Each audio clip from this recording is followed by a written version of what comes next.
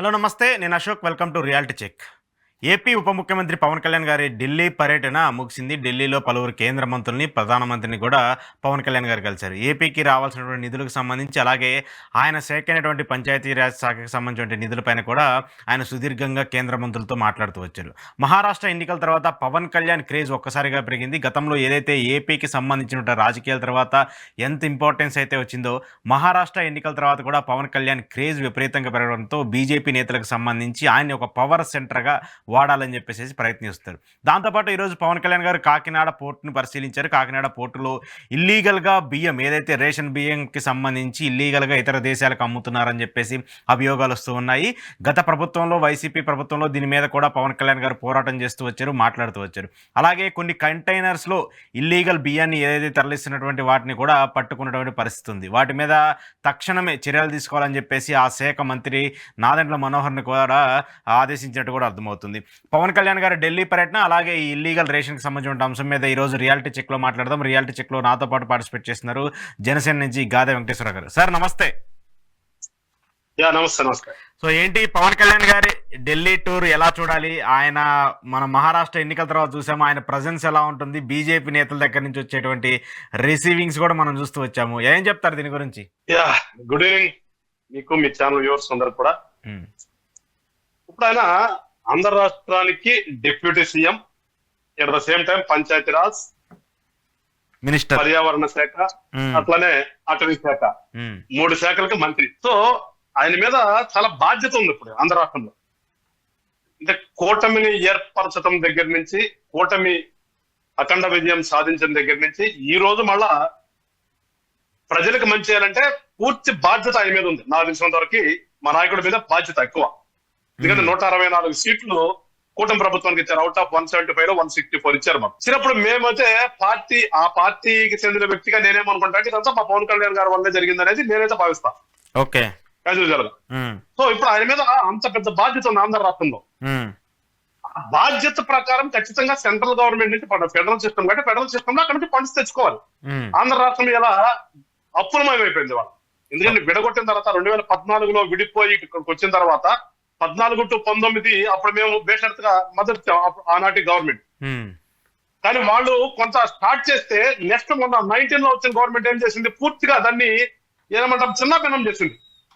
చిన్నపిల్లలు కనుక ఏదో ఆడుకుంటూ ఏదైనా మనం గూడు కడిచి ఆ గూడిని పైకెక్కి చొక్కేసేసి ఎట్లా ఆనందపడతారో ఆ రకంగా ఆంధ్ర రాష్ట్రాన్ని విడిపోయి వచ్చిన తర్వాత ఒక రూపకల్పన చేసుకుంటున్నటువంటి ఏపీని జగన్మోహన్ రెడ్డి అనే వ్యక్తి అధికారంలోకి వచ్చిన తర్వాత చిందరవందర చేశాడు. ఓకే, ఇవాళ అలా చిందరవందర అయిపోయినటువంటి రాష్ట్రాన్ని మళ్ళా రీబిల్డ్ చేసుకోవాల్సినటువంటి పని ఉంది. అది పెద్ద బాధ్యత పవన్ కళ్యాణ్ గారి మీద ఉందని నేనైతే భావిస్తాను. సో దానికోసం ఢిల్లీ వెళ్ళారు. ఢిల్లీ వెళ్ళిన తర్వాత ఎక్కడైతే ఏదైతే అవసరమో ఆ అవసరమైనటువంటి మంత్రులందరినీ కూడా కలిశారు. ఆ మంత్రులను కలిసిన తర్వాత ఫైనల్ గా ప్రధానమంత్రి గారిని కలిశారు. మాకు ఉన్నటువంటి పరిస్థితిని ఆయన వివరించారు. వేరే ఎకనామికల్ సోర్స్ ఉండాలి కదా, డెవలప్ చేయాలంటే ఎకనామికల్ సోర్స్ ఉండాలి.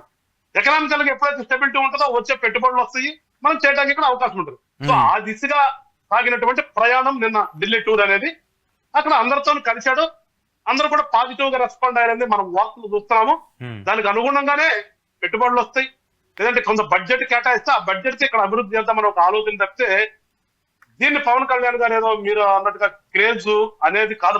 మాకు క్రేజ్ అవసరం. పవన్ కళ్యాణ్ గారికి అనే వ్యక్తికి ఎంత క్రేజ్ ఉందనేది తెలుసు అంతే. ఇవాళ క్రేజ్ కదా, క్రేజ్ అనేది ఆల్రెడీ ఉంది.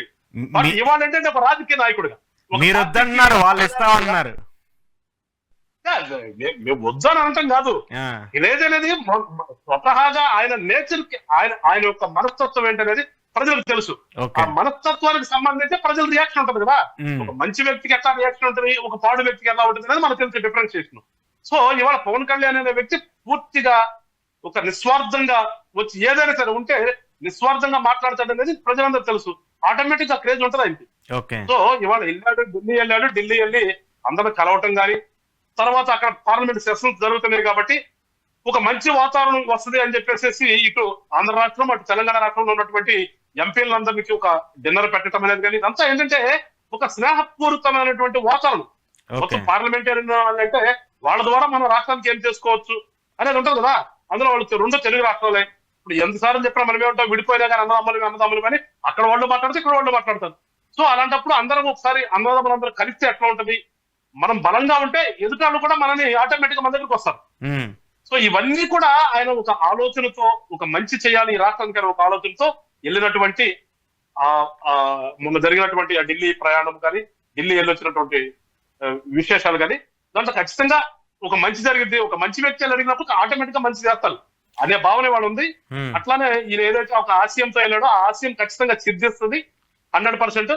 రాష్ట్రంలో మా మీద ఉన్నటువంటి బాధ్యతని మేము తీర్చుకోవాలి కాబట్టి మా బాధ్యతని మేము నిర్వర్తిస్తుంటాము. ఓకే, పవన్ కళ్యాణ్ గారి ఇప్పుడు గతంలో మనం చూసాం బీజేపీ పవన్ కళ్యాణ్ గారికి ఎంత ప్రిఫరెన్స్ ఇచ్చిందో.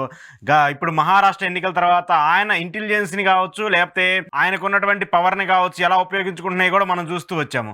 సో ఈ నేపథ్యంలో పవన్ కళ్యాణ్ గారిని బీజేపీ ఒక ఫ్రంట్ ఎండ్ చేసి మళ్ళీ రాజకీయం చేయబోతుంది అనుకోవచ్చా, లేకపోతే గతంలో మాదిరిగానే ఉంటుంది అనుకోవచ్చా? ఒక్కటే అశోక్ గారు, పవన్ కళ్యాణ్ గారు అనే వ్యక్తి ఆంధ్ర రాష్ట్రంలో జనసేన పార్టీకి నాయకుడు, జనసేన పార్టీకి అధ్యక్షుడు. ఇవాళ ఇక్కడ ఉన్నటువంటి పరిస్థితులకు అనుగుణంగా మేము తెలుగుదేశము బీజేపీతో పొత్తు పెట్టుకుని ఒక కూటమిలాగా ఏర్పడ్డాం. ఓకే, సో ఆ యొక్క నాయకుడు లక్షణాలు ఆయనకు ఉన్నాయి కాబట్టి వాళ్ళకి అవసరమైతే కూటమి ధర్మం ప్రకారం వాళ్ళకి అవసరమైనప్పుడు వెళ్తాం తప్పితే మమ్మల్ని వాళ్ళేదో ఉపయోగించుకోవాలి అనే భావన ఉంటుందని నేను అనుకోవట్లా. కూటమి ధర్మం ప్రకారం మొన్న మహారాష్ట్ర ఎలక్షన్కి వెళ్ళాం. అందులో మనకి ఎందుకంటే మహారాష్ట్రలో మన తెలుగు బేస్ కొంత ఉందంటారు, తెలంగాణ బోర్డర్ లో కొంత తెలుగు బేస్ ఉంటది కాబట్టి వాళ్ళు పిలిచిన దాని మీదకి కూటమిలో ఉన్నాం కాబట్టి కూటమి ధర్మం ప్రకారం వెళ్ళని చెప్తే ఇన్ని వాడుకోవాలనే పదం నేను యాక్సెప్ట్ చేయను. వాడుకోవటం అనేది ఉండదు. మీరు కూడా కూటమిలో ఉన్నారు, ఖచ్చితంగా మీరు కూటమిలో ఉన్నారు. మీ పవర్ ని, మీ పవన్ కళ్యాణ్ గారి బేసిస్ ని ఇతర రాష్ట్రాల్లో కూడా వాడుకొని ఆ పవర్ ని, ఆ ఎన్డీఏ కూటమి మరింత బలోపేతం అవడానికి ప్రయత్నాలు జరుగుతున్నాయి కదా, దాన్ని వాడుకోవడం అంటున్నా నేను.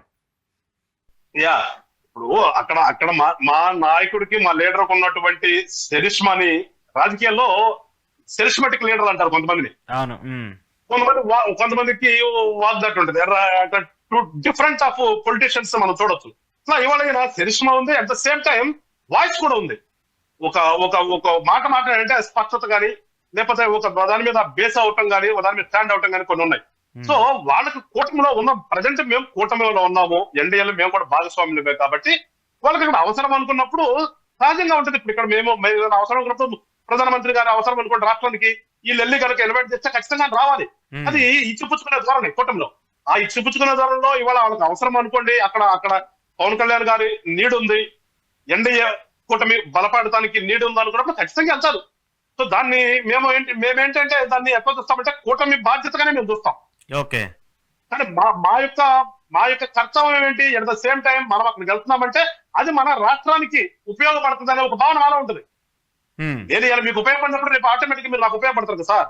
నేను పని చేసి పెట్టాను కూడా మీకు ఖచ్చితంగా రేపు అది ఉంటుంది, ఏమంటే రెస్పిరోకల్ ఉంటుంది, చూపించుకునే ధోరణి ఉంటుంది. కాబట్టి మేము కూడా ఇవాళ ఇచ్చినప్పుడు వెళ్ళామంటే ఖచ్చితంగా అది ఆంధ్ర రాష్ట్రానికి ఉపయోగమే.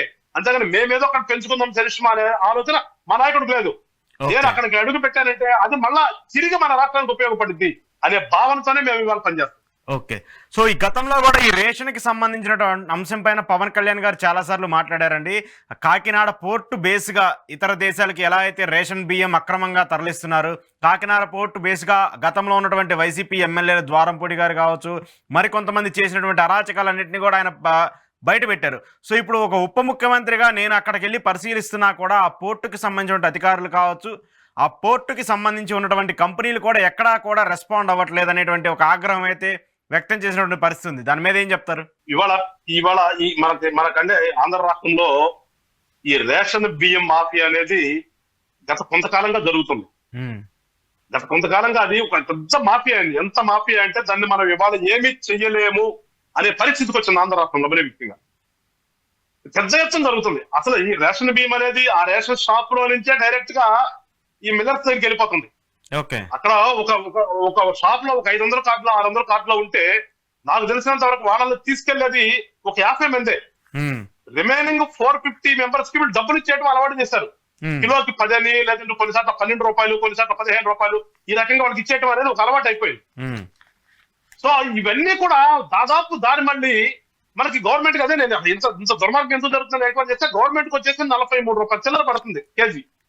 43 రూపాయలు ప్రభుత్వం భరిస్తూ ఎందుకు అది ఒక వెల్ఫేర్ స్కీము, అన్నం తినకుండా ఉండకూడదనే ఒక కాన్సెప్ట్ లో ఉంచుకున్నటువంటి స్కీమ్ కి ఇస్తా ఉంటే ఇవాళది పూర్తిగా దారి పడుతుంది.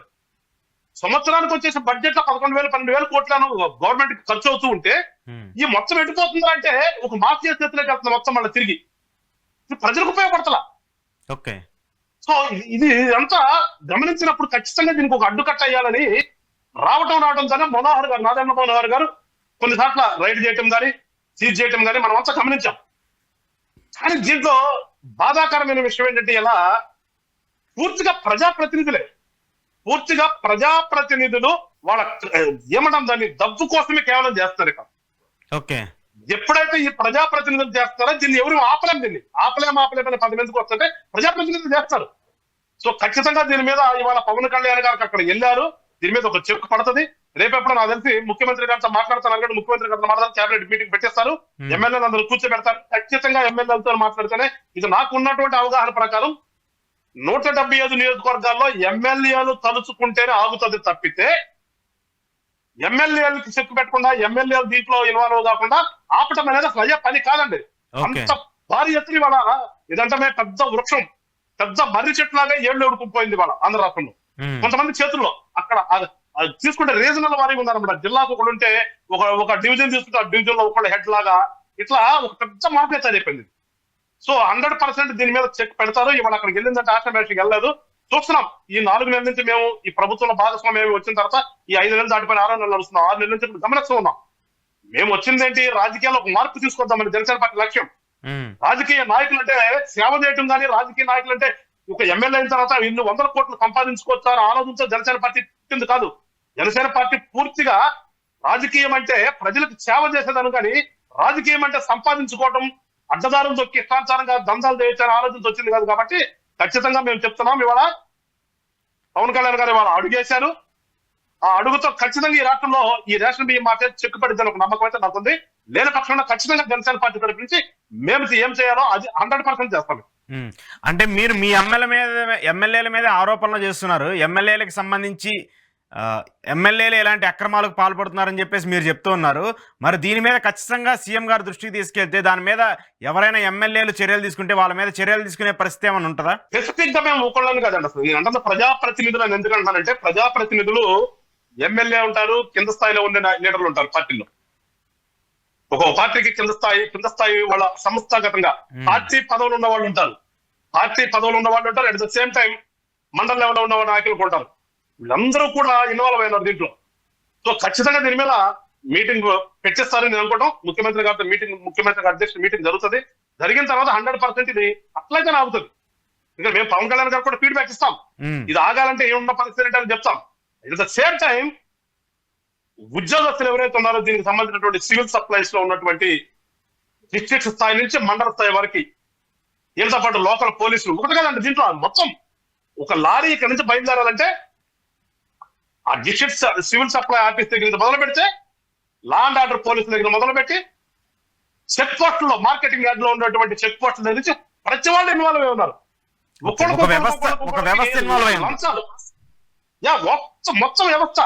వ్యవస్థ కూడా ఎవరికి ఆ మూటలు వాళ్ళకి పంపిస్తారంటే ఆ మూట తీసుకోవటం వాళ్ళు రైట్ చెప్తాం. అదర్వైజ్ కుదరదండి. ప్రజాప్రతినిధులు plus at the same time ఈ ఎంప్లాయీస్ అర్థం లేకుండా ఎవడేం చేయలేడు రాష్ట్రంలో. ఏ పని చేయాలన్నా కానీ ఒక దొంగతనం చేస్తారంటే పోలీసులు కళ్ళు మూసుకుంటారని చెప్తున్నాను నేను. పోలీసులు కళ్ళు మూసుకుంటే దొంగతనం చేస్తారంటే పోలీసులు కళ్ళు చేస్తే దొంగతనం చేయలేరు. జస్ట్ లైక్ ఇక్కడ కూడా ఈ ఉన్నటువంటి వ్యవస్థలు మొత్తం కూడా వాళ్ళకి దాసోహం అయిపోయి, ఎందుకంటే డబ్బులు నెలవారీ మామూలు వస్తాయి. ఆ నెలవారీ మామూలుకి అలవాటు పడిపోయారు. డబ్బు సంపాదనే ధ్యేయంగా ఉన్నటువంటి ఈ వ్యవస్థలన్నింటినీ కూడా సెట్ చేయాలి. ఈ వ్యవస్థలన్నింటినీ సెట్ చేయాలంటే ఒక సిస్టమ్ లో రావాలి. ఆ సిస్టమ్ అంతా కూడా ఖచ్చితంగా చేస్తారు. అది రానున్న రోజులు జరుగుతుందని ఒక నమ్మకం అయితే ఉంది. చేపిస్తాం కూడా జనసేన పార్టీ మీద చేపించి తిడతామని. ఓకే, గతంలో వైసీపీ మీద భారీగా ఆరోపణలు చేశారు పవన్ కళ్యాణ్ గారు, ద్వారంపూడి గారు లాంటి మీద, లేదంటే గతంలో కొంతమంది వైసీపీ మంత్రులు ఎమ్మెల్యేలు దీని మీద ఎక్కువగా ఈ రేషన్ బియ్యాన్ని తరలించి కోట్లు సంపాదించాలని చెప్పేసి మాట్లాడుతూ వచ్చారు పవన్ కళ్యాణ్ గారు. వైసీపీ నేతలకు సంబంధించి ఏమైనా చర్యలు తీసుకునే అవకాశం ఉంటుందా? చూద్దాం సార్. దీని మీద ఒక ఎంక్వైరీ కనుక వేస్తే ఎంక్వైరీలో ఎవరెవరు వస్తారో వాళ్ళందరినీ కూడా వదిలిపెట్టే ప్రసక్తి ఉండదు. కానీ నేనేంటంటే ఇది ఇప్పుడు కాదు, చాలా చాలా రెండు దశాబ్దాల నుంచే మనం వెనక్కి వెళ్ళాలి. ఇది ఏదో లాస్ట్ గవర్నమెంట్ లాగా జరిగిందనేసి పూర్తిగా వాళ్ళ మీద నెట్టే ప్రయత్నం అయితే నేను చేయను, కానీ ఇది అంతకు ముందు నుంచి జరుగుతుంది. ఆ జరుగుతున్నది మరి పరాకాష్ఠకు వచ్చేసింది. ఇప్పుడు ఆ పరాకాష్ఠని ఖచ్చితంగా ఆపాలి. ఓకే, అది మేము కోరుకునేది. ఎవరన్నా దీని మీద శిక్షించడానికి రెడీగా ఉన్నారు. దీంట్లో ఎలాంటి వాళ్ళు ఇన్వాల్వ్ అయినా కానీ చట్టం ముందు ఉందర సమాధానం అంటారు చూడండి. మాకు జనసేన పార్టీలో మా నాయకుడు ముందు కూటమిలో ఉన్న వాళ్ళు అయినా సరే ఒకటే, మాకెవరు మా వాళ్ళు మీ వాళ్ళు అనేది ఏంటంటే ఇవాళ మళ్ళా చెప్తాం, జనసేన పార్టీ అనేది ఈ రాష్ట్రంలో ఒక మంచి చేయాలి, రాజకీయం అంటే సేవ చేయాలనే ఆలోచనతో వచ్చాం మేము. ఓకే, సేవ వచ్చే తప్ప మేమే దోసుకోవడానికి రాలేదు. అందుకని మా యొక్క ఆలోచన విధానం ఎవరైనా సరే శిక్షకి అర్హులైతే ఖచ్చితంగా శిక్ష పడాల్సిందే వాళ్ళు. ఓకే, ఈ పవన్ కళ్యాణ్ గారికి సంబంధించి ఏపీ రాజకీయాన్ని చూసుకుంటే గతం ఖచ్చితంగా వైసీపీ నుంచి వలసలు వస్తూ ఉన్నాయి. వైసీపీ వాళ్ళందరూ కూడా జనసేన పార్టీలో చేరడానికి చాలా ఇంట్రెస్ట్ చూపుతూ ఉన్నారు. సో దానివల్ల ఏమన్నా పార్టీకి మళ్ళీ నష్టం జరిగే అవకాశం ఉంటుందా? లేదు అశోక్ గారు, ఇప్పుడు రాజకీయ పార్టీలు ఎప్పుడు కూడా మనకు ఓటర్లు కానీ నాయకులు కానీ ఒక రోజు పుట్టుకురారండి. ఎప్పుడు కూడా ఓటర్లు వాళ్ళే, నాయకులు కూడా వీళ్ళే ఉంటారు. ఇప్పుడు మరి ఏంటంటే ఇదివరకు ఏంటంటే ఒక పార్టీలో ఉంటే ఆ పార్టీలోనే ఉంటే ఆ పార్టీతోనే కనుమరుగయ్యేవాళ్ళు. ఇది ఈ మధ్యకాలంలో చూస్తున్నాం. మనం ఏమైంది, ఎటు అధికారంలో అటు పరిగెత్తడం, అధికారం కోసం పరిగెత్తే నాయకులు తయారయ్యారు. వాళ్ళ వల్ల ఇవాళ ఈ రాష్ట్రంలో ఇంత కరప్షన్ జరుగుతుంది కూడా. కారణం కూడా ఇంత కరప్షన్ కారణం కూడా వాళ్ళే. సో మేము ఇప్పుడు ఒకవేళ చేర్చుకున్నా కానీ మాకు ఒక ఆలోచనతో ఉంటుంది. మీరు అన్నట్టు ఇంత ముందు చేసాను ఇప్పుడు వచ్చే ఇబ్బంది ఉండదా అని. ఖచ్చితంగా ఇబ్బంది అనుకున్న వాళ్ళు పక్కన పెడతాం. ఓకే, మేము చేర్చుకున్నప్పుడు మా పార్టీ ఏంటి, మా పార్టీ సిద్ధాంతాలు అంటే, మా పార్టీ ఎక్కడ ఉన్నదో ఖచ్చితంగా మా నాయకుడు చెప్తాడు. దానికి అనుకూలంగా ఉండేవాళ్ళే ఇక్కడికి వస్తారు. అంతేగాని ఇక్కడికి వచ్చి కూడా ఇంత ముందు కనుక అధికారం ఎటుంటే అడ్డుపోయి సంపాదిస్తున్న ఆటలు ఇక్కడ మా దగ్గర సాగు 100% ఇక్కడ సాగు. ఇక్కడ సేవ చేద్దామని ఆలోచన ఉన్న వాళ్ళే జనసేన పార్టీలో ఉండాలి తప్పితే అధికారం ఉంటది కాబట్టి దోసుకుందాము లేదా దందాలు తీర్చిన వాళ్ళకి మాత్రం స్థానం ఎప్పుడూ ఉండదండి. Thank you sir, thank you very much live లో జాయిన్ అయినందుకు. ఇది గాలి వెంకటేశ్వరరావు గారితో రియాలిటీ చెక్. చూస్తూనే ఉండండి ఈహా టీవీ.